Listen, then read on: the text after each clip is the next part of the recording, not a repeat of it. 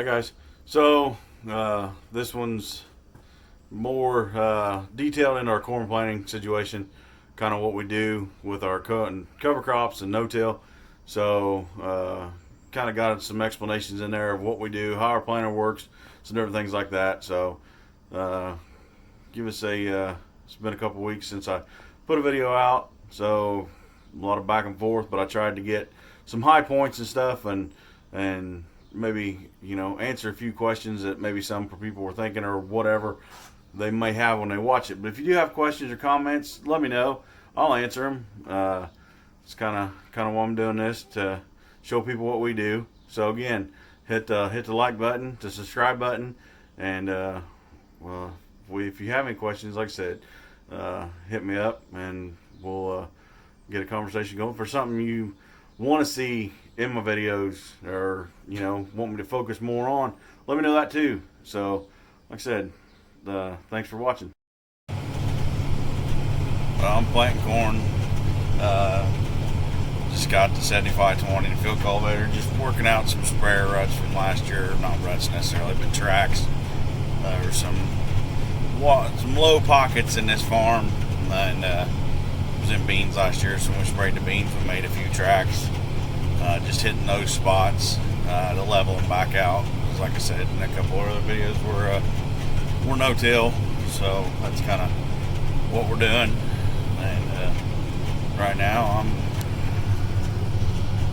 planting corn, so we will get out in a little bit, and I'll explain our corn planter setup with the no-till system, and kind of go over some things. But that's kind of what we're doing now. So coming up to the ends here, I'm just starting the field, laying it out. So I'll get these inrows put on, and we'll get out in a little bit and do some digging and checking, and do a little explaining on our no-till.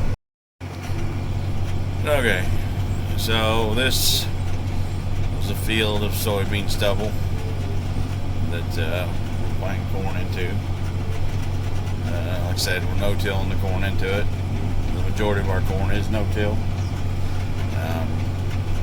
So over there you can kind of see the lines where the rows are. And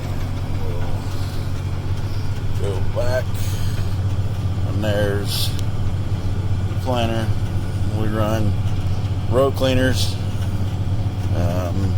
That's it. Trash wheels, whatever, spike wheels, whatever people call them. There's all kinds of names for them. I run an ag leader system. Everyone, sure drive. Every one of the row units on the planter has an electric drive motor. I can variable rate seed from prescription. We don't have any prescription drought, so I'm just flat rating this seed right now. So here we'll get out and take a look and do some digging and see how the planter's doing, and I'll explain the planter a little bit. Alright, right there's our trash wheel. We run a single disc fertilizer opener, 2 inches beside, 2 inches below the seed. It throws that ridge right there. That's what's thrown with the fertilizer opener more than anything. It'll mellow back out just a little few chunks. So if you watched the earlier videos when we rebuilt the planter, that's brand new, so it's going to be a little more aggressive than what's a wore out one. But this is what our seed trench looks like. We run a double spike wheel with drag chains.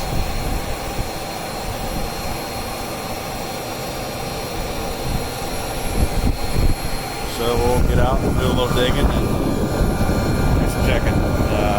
Air force, air down pressure, pneumatic down pressure, and up pressure. I have down pressure bags and uplift bags. So I did this with the 4440 on the air seeder. So there's my corn planting outfit. It's a John Deere 7200R and a 1770 16-row corn planter.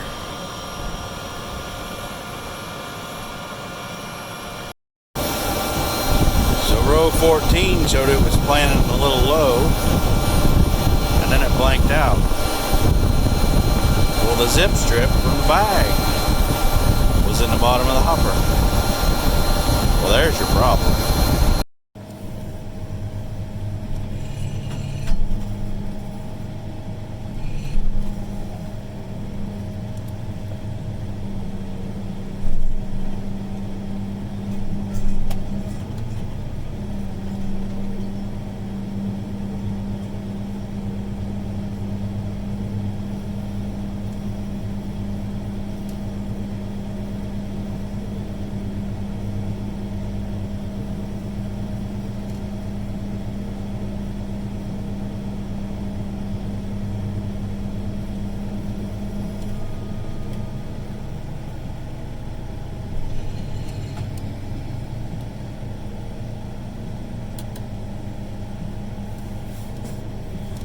And we're unfolded, ready to plant. Moving. Again. On to the next ones. Alright. Now we're planting corn into a cover crop. We sowed triticale mixture. Had a little bit of rapeseed in it and some crimson clover. It was a little late when we did it, so the clover really didn't come up. I don't know if I haven't seen any of the rape out in it either, but we got a good stand of triticale. So it was sprayed off and burnt down about 10 days ago. So just planting into that instead of bare ground or just our soybean stubble.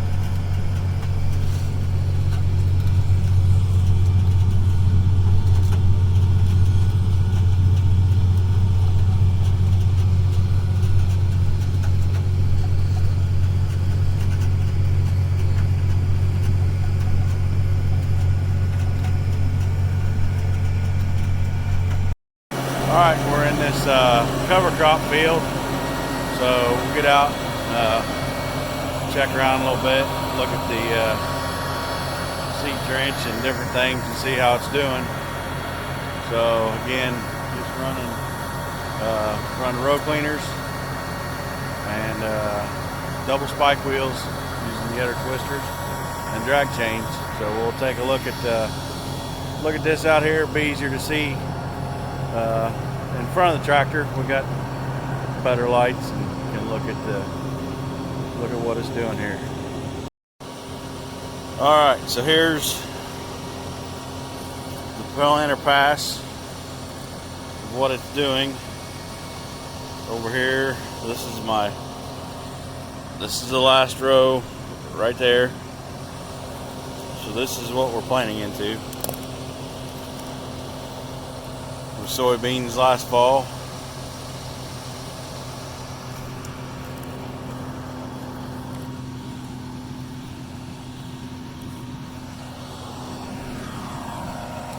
Come up here and I don't know how well we'll be able to see everything because it is dark.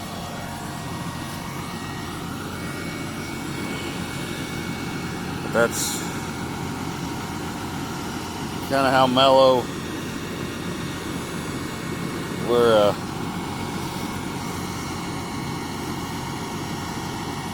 the ground. It's holding moisture good.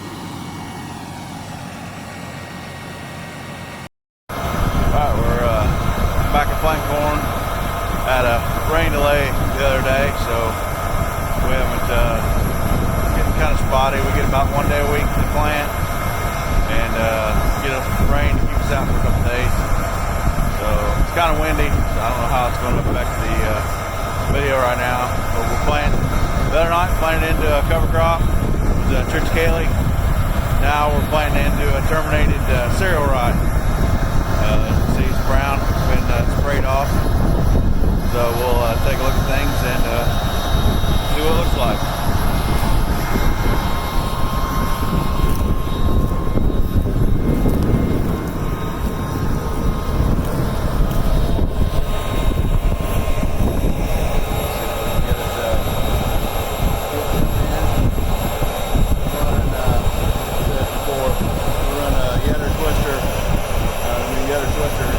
Closing wheels with spike and drag chains on our row cleaners, and that's it. Okay, I just dug the seat up. So as you can see, there's 3 seeds right there. So we're pretty evenly spaced. Depth is fairly consistent. Tell by the darkness of the ground, we got plenty of moisture right now. Alright, so the field we're planting right now is the terminated cereal rye. Dad owns this ground, so it's been continuous no-till for at least 20 years, maybe longer. And it's been probably continuously cover cropped for 6 to 8 years. Different combinations. Most of the time it's cereal rye. We run cereal rye ahead of a lot of our beans and in the no-till. So the corn stalks will have the cereal rye in it. Sometimes we ran getting better with the cereal rye in the corn, learning to terminate it earlier. Go too long, gets too tall, which is not an issue in the beans with our air seeder. The corn planter, if it gets too tall, it can wrap on the row cleaners, it can wrap on my closing wheels, cause a mess. You let it go too long, and part of what you're trying to do with the cover crop is to scavenge nutrients that the crop the previous year did not use. So if you let it go too long, then terminate it, it takes so long to break down that the nutrients that you scavenged for the crop you're planting, the cycle's not right. So any, let's say, nitrogen that this rye has taken up and is in the plant tissue, if you don't time that right to let it break down when the corn crop needs it, then you're missing the ball on that one. So we're getting better at that. The corn in the cover crop, it's taking some time, taking some challenges. There's things that I like, things I don't. A lot of things I've learned on how to deal with it and how to manage it, and that's the thing. It's with the cover crop and the no-till. It's a system, just like, tillage is a system. There's right ways to do tillage, there's wrong ways to do tillage. There's right way to do no-till, there's wrong ways to do no-till. Same way with cover crops, there's right and wrong. So it takes some trial and error and learning, and sometimes what works for one outfit may not work for another.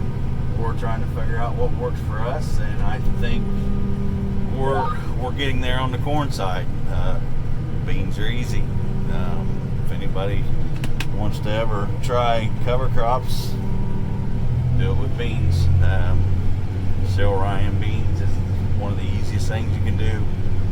This was flown on. The airplane flew on early fall when the leaves on the beans were starting to turn. The seed hits the ground, and as those leaves fall, they cover that seed and make a mulch to hold the moisture so that it can germinate. We do some aerial application. That's a little higher cost, but you can get it going earlier. We own a, probably in some of the videos you've seen, showed our Salford with the cedar attachment on it that we can go in and fall apply after the crops are off, or spring or summer apply. So that's just a little bit of the stuff on our cover crop program.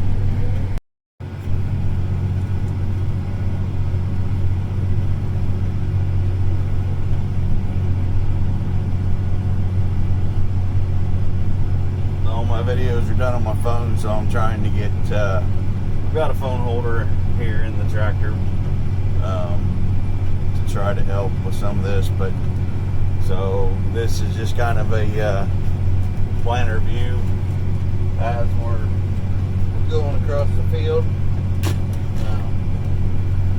So we'll run that a little bit. That's only part of the planter, and there's my elbow. I'll try to keep my my arm out of the way.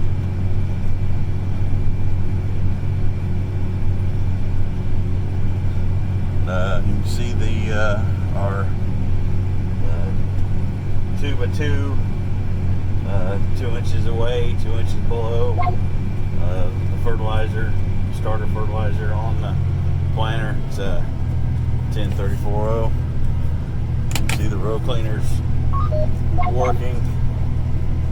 I do have electric shutoffs on every row, so where it's planted, it's mapped, and it won't overplant, so I can let the planter down and raise it up over where we planted, and it won't double plant.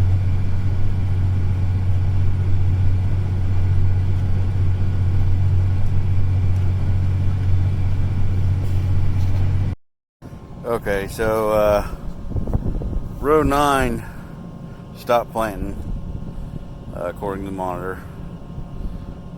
So I got out. We took the box off, and what happened is right there is a hole, and let's see if I can get it. This drive with that hex shaft goes on there. The cotter key.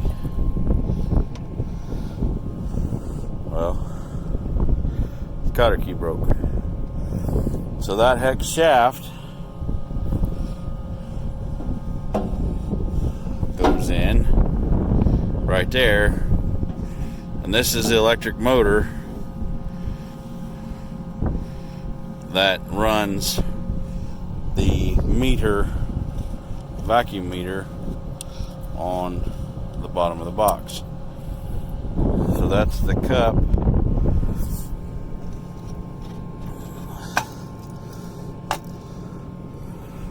Runs that shaft. The seat disc sets down in there and locks in. And on the back side, those cells, the vacuum sucks a seed kernel up against it until it hits the brushes and the eliminators, and that's what knocks them off down into the seed tube. So we'll get this back together and get rolling again. Hey guys, we're still out of planting, so I'm in some work ground now. Some of the ground that we had tiled in some of the earlier videos that we were working, so not no-tilling today. It's planting real nice. It's cold out. It's about 40 degrees right now in the evening, so we'll swing around here in a minute. It's probably one of the best sunsets we've had for a while. It's clear, so it's going to get cold tonight. Let's get down to 28, so we'll see what happens there. But swing around here a little bit and get you a nice sunset view. Getting ready to move my hillbilly train.